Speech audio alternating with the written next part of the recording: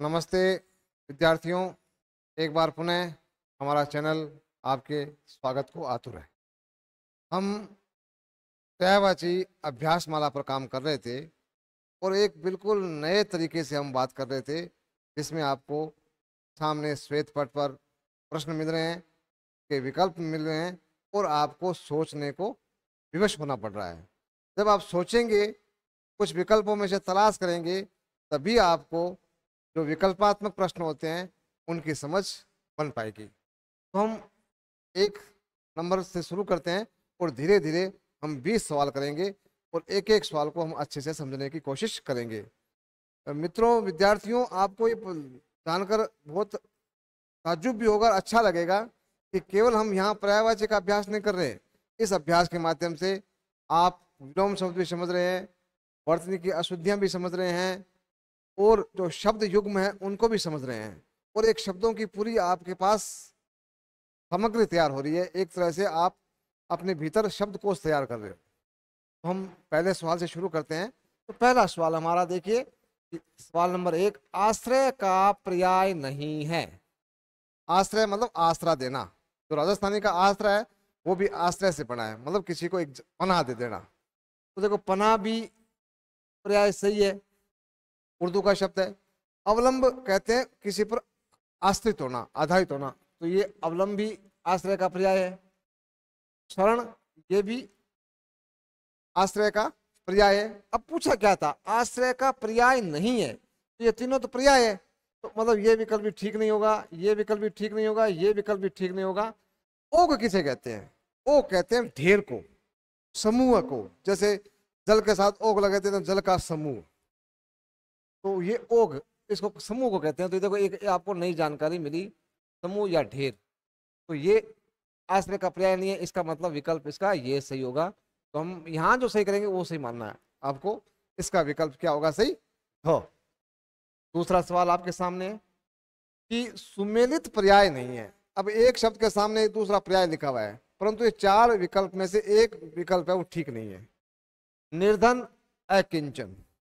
अकिंचन संस्कृत का शब्द है, इसको भी गरीब को ही कहते हैं।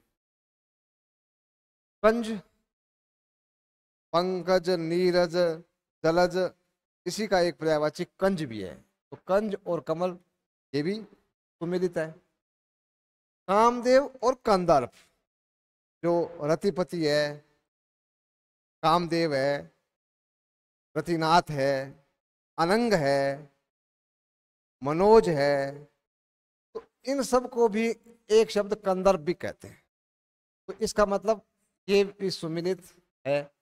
अब पीछे बचा ये एक कागर गलत लिखा हुआ है, ये मूलतः कागार है। कागार किसे कहते हैं? किनारे को। और अगर कूल होता तो ये भी विकल्प सही होता, परंतु यहाँ क्या लिखा हुआ है? देखो, ये कूल, ये ऐसे लिखा हुआ है। इसका मतलब कुल का मतलब होता है जोड़, योग। तो ये जो विकल्प है कागार वाला, ये विकल्प सुमेलित नहीं है, तो इसका भी उत्तर क्या होगा? ख। अब तीसरा सवाल देखो कि कटौती का पर्याय नहीं है। जैसे आप सुनते हैं वेतन कटौती कर ली, उसमें बजट में कटौती कर ली, तो कटौती का मतलब क्या है? तो ये एक अर्थशास्त्र का शब्द है, व्यवकलन। व्यवकलन का मतलब वो होता है, कलन शब्द है, कलन का मतलब होता है गणना करना। उसके साथ आगे अवकलन, अवकलन में विशेष रूप से गणना करना। फिर आगे आपको वी उपसर्ग लगा दिया, तो यहाँ गणना करते हुए कमी करना, उसको काटना। तो व्यवकलन का मतलब भी कमी करना होता है। तिक्तता, तिक्तता कहते हैं तीखे को। और कर्तन माने कमी करना, और कमी माने कमी। इसको भी कहा कटौती कहते हैं, इसको भी कटौती कहते हैं, इसको भी कटौती कहते हैं। तो ये अलग से बच गया।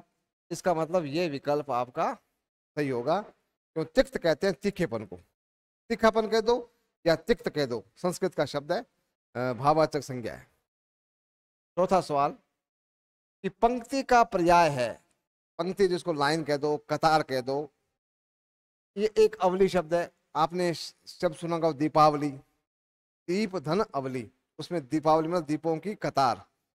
अवली का मतलब कतार होता है। पंगत, आपने देखा होगा जब भोजन करते हैं तो कहते हैं पंगत में बैठ जाओ, उसमें भी कतार होता है, तो ये भी इसका पर्याय है। तीसरा कतार, कतार तो अपनी बात कर ली, पंक्तियों कहते हैं। चौथा अर्गला, देखो ये शब्द अलग है। अर्गला कहते हैं, आपने गाँव में देखा होगा, जब एक घर होता है, घर के बाहर उसकी चार दीवारी होती है, तो चार दीवारी में कई गेट लगा लेते हैं, कई गेट नहीं लगाते हैं, केवल एक लकड़ी से रखते हैं, उसको राजस्थानी में अरली बोलते हैं। और संस्कृत का शब्द है अर्गला। अर्गला मतलब किसी को रोकने के लिए अवरोधक खड़ा करना, तो ये एक अलग शब्द है। अर्गला मतलब किसी का अवरोधक, एक अवरोधक रूप में खड़ा कर देना किसी को, तो ये अर्गला जो है वो ये शब्द है, तो इसका मतलब ये अलग है, ये पंक्ति का पर्याय नहीं है। पांचवा सवाल, कि सुमेलित पर्याय नहीं है। ये पर्याय तो है एक तरह से, परंतु सुमेलित नहीं है, मतलब ठीक नहीं है। जैसे कनक दतुरा, तो आपने दोहा सुना होगा, कनक कनकते शोभनी मादकता अधिकाय, जो खाए पोरायजन यही पाए पोरायजक, मतलब वो जो कनक का अर्थ भी दतुरा होता है। वंचक वंचक, वंचक कहते धोखे देने को, जो धोखा देता है, जो धोखेबाज होता है वो है वंचक। और भंजक कहते हैं तोड़ फोड़ करने वाले को। तो दोनों का समान पर्याय नहीं है दोनों, तो ये विकल्प आपका ठीक हो सकता है। नीचे और देख लेते हैं, बंदर और कपी, कपी बंदर को कहते हैं, तो ये सुमेलित है। परेवा और कबूतर, ये परेवा शब्द याद रखना, ये थोड़ा नया है। परेवा कबूतर को कहते हैं, ये याद भी कर लेना, कभी शब्द युग में भी आते हैं तो उसमें भी याद कर लेना। तो इस प्रकार हमने ये 5 उदाहरण आपके समक्ष रखे और पांचों को भी हमने समझने की कोशिश की है। अब आपको सामने 5 सवाल और देखते हैं, उनको करने की कोशिश करेंगे। सवाल ये हो गया छठा, और अब हम छठा सवाल आपके सामने है, ये देखिए क्या है छठा सवाल।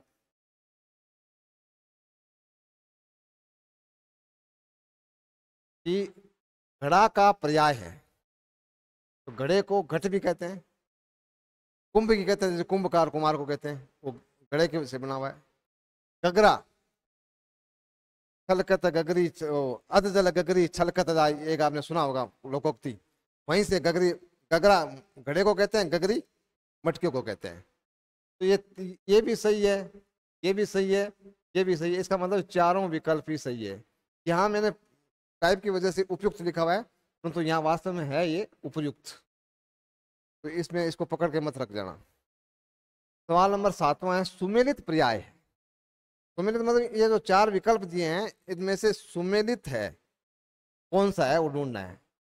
कलाप और समूह, क्याप और किंतु, श्रुति और उपनिषद, ये 4 विकल्प है।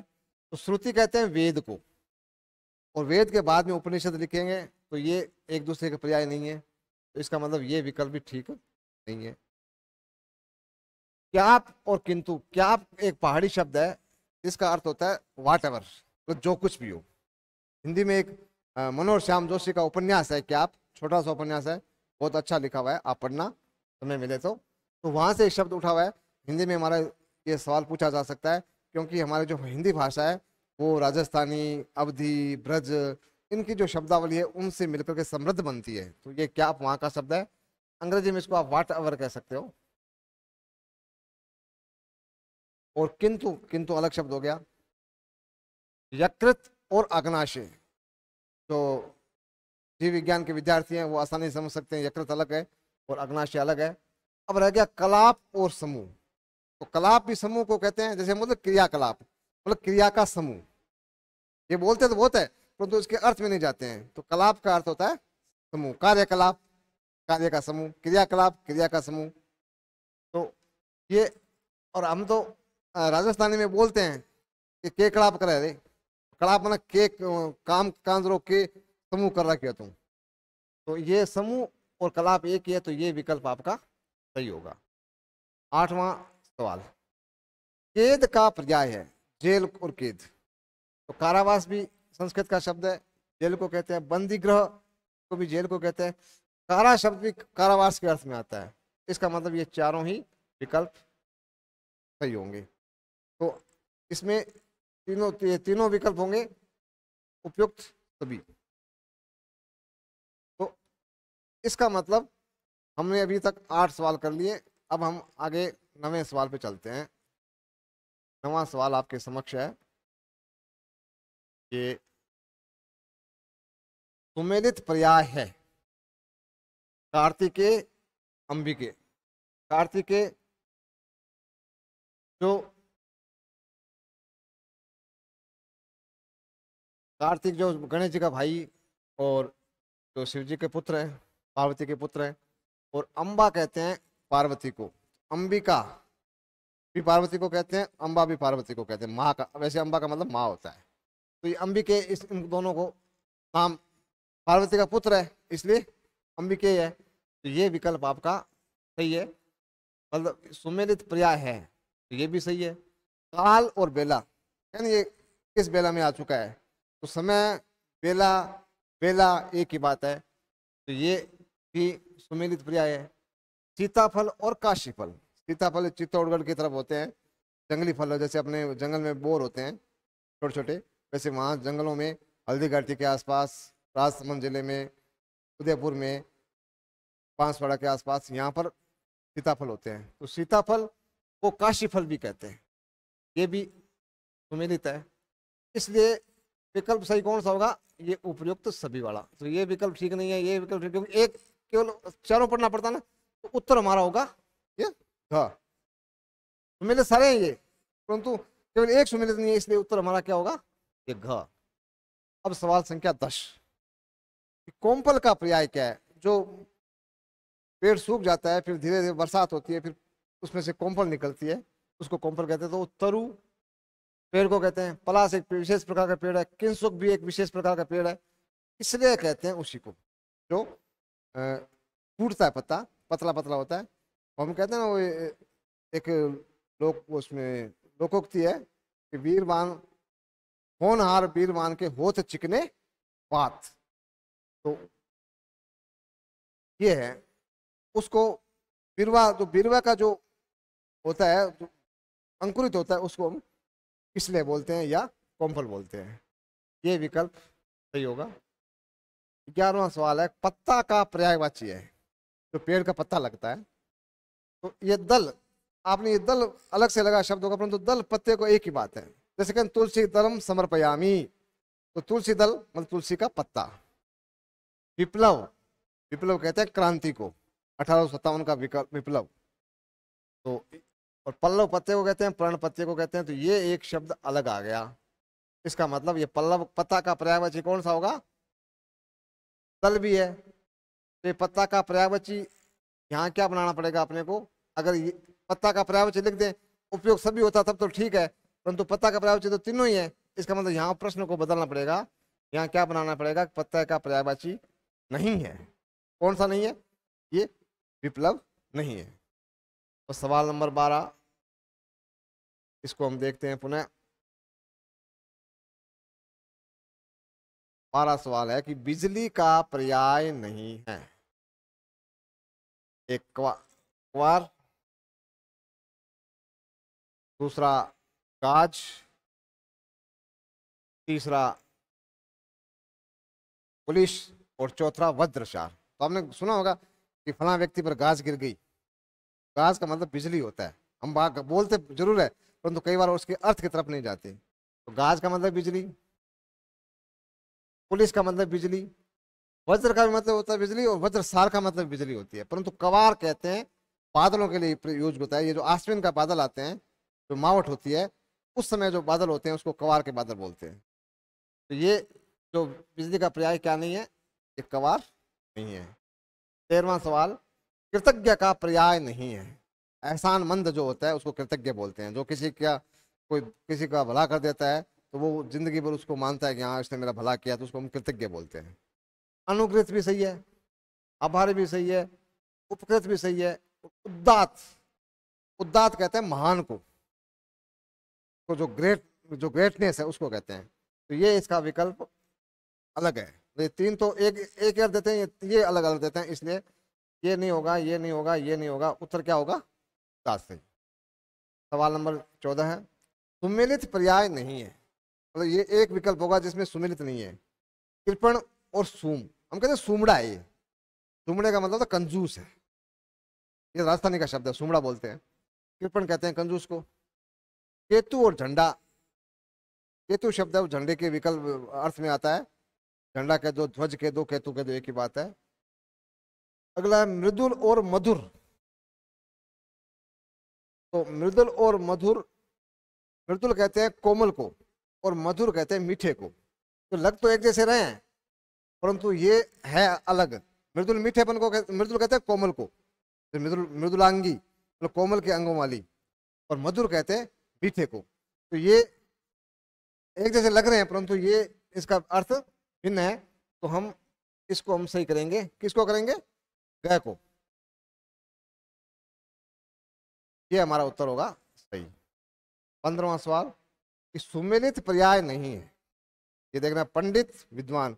अब पंडित वो नहीं है केवल चोटी कर लेता है, तिलक लगा लेता है, जनेऊ धारण कर लेता है। पंडित का मतलब जो किसी विषय का ज्ञाता है, जिसको किसी विषय में महारत हासिल है। चाहे विज्ञान का विद्यार्थी है, फिजिक्स का विद्यार्थी है और उसने फिजिक्स में महारत हासिल कर लिया तो वो गणित का पंडित होगा, भौतिकी का पंडित हो सकता है, संगीत का पंडित हो सकता है। तो विद्वान को पंडित कहते हैं। निहार और धुंध, जो धुंध होती है जब सर्दियों में आती है, आप देखते हो जब बिल्कुल कुछ नहीं दिखाई देता है, उसको निहार कहते हैं। संस्कृत का शब्द निहार है, हिंदी में धुंध बोलते हैं। ये दोनों सुमिलित है। अपने को ढूंढना कौन सा सुमिलित नहीं है। क्षार और अम्ल ये एक दूसरे से विलोम है। निष्ठुर और निर्मम, निष्ठुर निर्दयी को कहते हैं, निर्मम भी निर्दयी को कहते हैं। इसका मतलब विकल्प कौन सा सही हुआ हमारा? ये कई बार गलती से क्या पढ़ लेते हैं कि क्षार अम्ल तो एक ही बात होगा, विज्ञान में पढ़ा हुआ है, परंतु ये तो एक दूसरे के विलोम है, पर्याय नहीं है। इसको हमें सही करना है। अब हम 15 सवाल कर चुके हैं, 16वें सवाल पे आते हैं। ये 18वां, ये 17वां और ये दुष्ट का पर्याय है। दुष्ट का पर्याय है तो ये देखना पड़ेगा आप लोगों को कि खल, सठ, दुर्जन और उपयुक्त सभी। तो खल भी कहते हैं, सठ भी कहते हैं, दुर्जन कहते हैं, इसलिए ये विकल्प उपयुक्त वाला सही होगा। ये विकल्प तीनों ठीक नहीं होंगे। 17वां सवाल है खुशबू का पर्याय है। दो बू शब्द होता है, बू का मतलब होता है गंध, उसके आगे खुश लगा देते हो अच्छी गंध, और जो खुशबू और बदबू बद लगा देते हैं तो मतलब गंदी बू।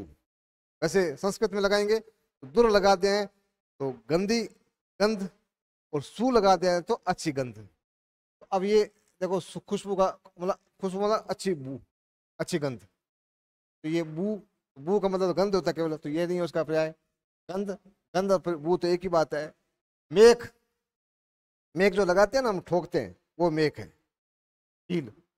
और तो इसका मतलब सुवास, जो अच्छी गंध, अच्छा, अच्छी खुशबू, अच्छी बू, इसलिए ये विकल्प आपका सही होगा, सुवास। 18वां सवाल खोज का पर्याय है। ये 4 विकल्प दिए हुए हैं। अनुसंधान, अन्वेषण, गवेषणा, उपरोक्त सभी। तो खोज को, रिसर्च को अनुसंधान भी कहते हैं, अन्वेषण भी खोज को कहते हैं, और गवेषणा भी खोज को कहते हैं। इसलिए विकल्प होगा घ, ये सही होगा। अब हमारा सवाल नंबर 19 कि सुमेलित पर्याय है।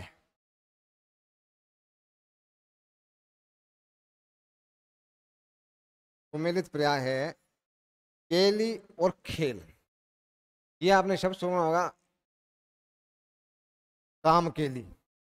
तो केली कहते हैं खेल को, तो इसलिए ये तो दोनों हैं। ये विकल्प सही है, गंगा और भागीरथी। तो गंगा भी भागीरथी एक ही बात है। तो इसका मतलब नीचे लिखा क और ख दोनों, मतलब दोनों विकल्प सही है। केवल ख सही नहीं, तो ये भी सही है और ये भी सही है। इसका मतलब ये सही उत्तर ये होगा। अब ये अलग प्रकार का प्रश्न है कि एक भी सुमिलित पर्याय ढूंढना है, तो केली के लिए ये भी सुमिलित है, ये भी सुमिलित है, तो दोनों हो गए। तो फिर नीचे देखते हैं क और ख दोनों, मतलब दोनों सही है। केवल ख मतलब केवल ख सही है, तो इसका मतलब ये आपको तीसरा विकल्प सही करना है। सवाल नंबर 20 कि सुमेलित पर्याय नहीं है। तो ये गणेश और एकदंत, तो गणेश जी के कई पर्यायवाची होते हैं। गणेश जी का आपने देखा होगा, आपको तस्वीर देखते तो एक दंत ऐसे बाहर निकला हुआ दिखता है, इसलिए गणेश जी को हम एक दंत कहते हैं। संस्कृत में एक मंत्र है, सुमुखस्य एकदंतस्य कपिलो गजकर्णकः लंबो दृश्य विकटो विघ्ननाशो विनायक धूम्रकेतु गणाध्यक्षो भालचंद्रो गजानन द्वादशैतानि नामानि ये प्रचनो यादपि विद्यारंभे वायच परवेशेन्द्रगमिता संग्रामे संघटिते विघ्न तस्य न जायते वक्रतुंड महाकाय सूर्यकोटि समप्रभ निर्विघ्नं कुरु मे देवाय सर्व कार्येषु सिद्धितः।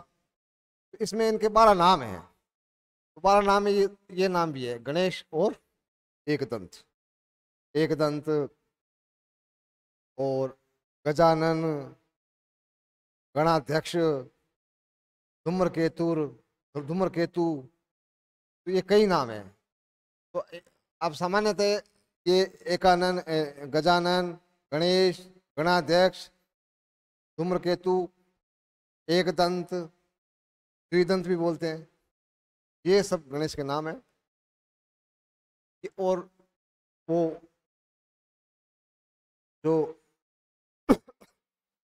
गति और प्रमाद, गति कहते हैं प्रवाह को, और प्रमाद कहते हैं लापरवाही को, लापरवाही।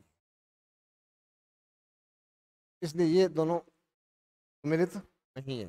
गरल और विष, गरल भी जहर को कहते हैं और विष भी जहर को कहते हैं। तो ये सही है, ये सही है। गवाक्ष और वातायन, तो गवाक्ष में कहते हैं जो हमारा राजस्थान में जिसको गोखा बोलते हैं, जो खिड़की होती है उसको बोलते हैं, और वातायन भी खिड़कियों को बोलते हैं जिससे हवा का आगमन होता रहे। वात धन अयन, अयन कहते हैं स्थान, तो हवा का आने जाने का जो स्थान है। हमारे यहाँ एक वातायन नाम से पत्रिका भी निकलती थी, जो यहाँ के स्थानीय जो कवि हैं और जो राष्ट्रीय स्तर पर जिनकी पहचान है, हरीश जी बादानी, वो वातायन नाम से एक लंबे समय तक मैगजीन भी निकालते रहे हैं। तो वहाँ वातायन का लाक्षणिक करता है कि हम जहाँ से हम नए नए विचारों को ग्रहण करते रहें और उन विचारों को जनता के सामने परोसते रहें। ये उनकी एक प्रगतिवादी सोच थी, और अपनी सोच को वो उस वातायन पत्रिका के माध्यम से जनता के समक्ष रखते थे। तो गवाक्ष का मतलब ही गो अक्ष, जहाँ से हवा का आगमन होता रहे। राजस्थान में जिसको गोखा बोलते हैं, यहाँ ये बीकानेर शहर में ये शब्द बहुत प्रचलित है, ये गोखा में खड़ा हो। तो ये हमने अभी कुल मिलाकर 20 पर्यायवाची शब्दों का अभ्यास किया है। हम आगामी वीडियो में अगले 20 शब्द लेकर आपके समक्ष उपस्थित होंगे। ये शब्द ऐसे लिए जाते हैं और कोशिश की जाती है कि ये हमारे तीनों ही कोर्स में काम आ जाए, फर्स्ट ग्रेड, सेकंड ग्रेड और रीट में। और जो भी कोई पटवारी है, एलडीसी है, जहाँ पर भी पर्यायवाची शब्दों का बोलबाला है, उनमें ये हमारा वीडियो उपयोगी सिद्ध हो सकता है। तो मेरे साथ जुड़े रहने के लिए धन्यवाद। अभी तक अगर आप मेरा चैनल आपने सब्सक्राइब नहीं किया है तो सब्सक्राइब जरूर कर लीजिए, क्योंकि मेरे 1-2 दिनों में नया वीडियो आते रहते हैं जिसमें हम इन शब्दों की दुनिया में आपका स्वागत करते हैं। इसी के साथ जय हिंद, जय भारत, धन्यवाद।